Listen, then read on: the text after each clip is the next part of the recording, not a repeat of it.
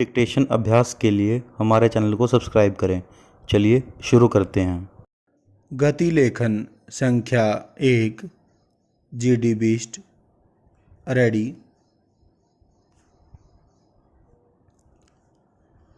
Start.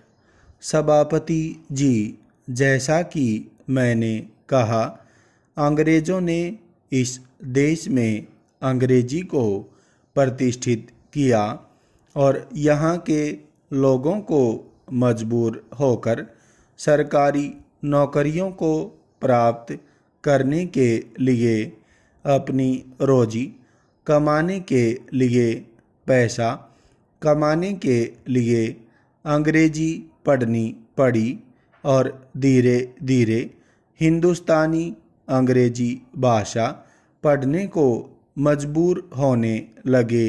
पूर्णविराम। मैं अपनी सरकार को बतलाना चाहता हूँ कि दरअसल दक्षिण के लोग हिंदी विरोधी नहीं हैं। पूर्णविराम। अगर आप कह दें कि कोई दक्षिण का भाई हो हिंदी पढ़े, उसे और लोगों की अपेक्षा 50 रुपये ज़्यादा वेतन दिया जाएगा तो सब हिंदी पढ़ने लगेंगे। पूर्णविराम।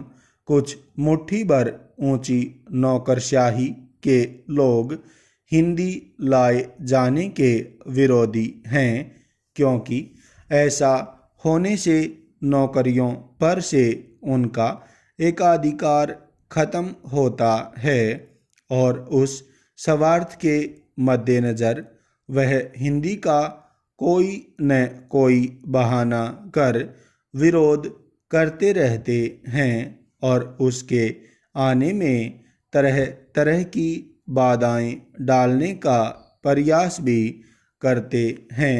पूर्णविराम। उनके इसी कुचक्र का फल है कि हिंदी को आज तक उसका उपयुक्त स्थान नहीं मिला। पूर्णविराम।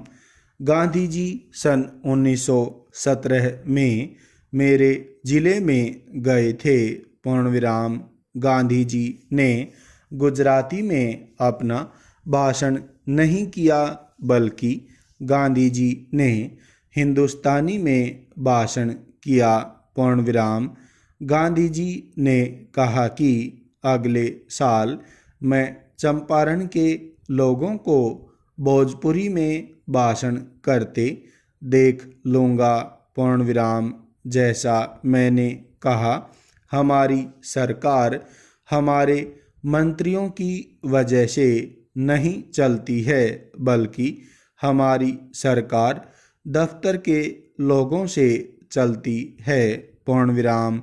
यह तो दफ्तरों में जो नौकरशाह लोग बैठे हुए हैं, उनसे हमारी सरकार चलती है।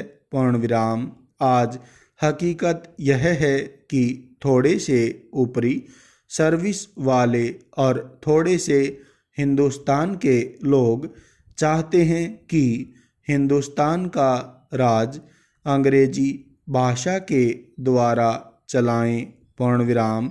सब जानते हैं कि चीन में सारा कामकाज चीनी भाषा में चलता है। पूर्णविराम।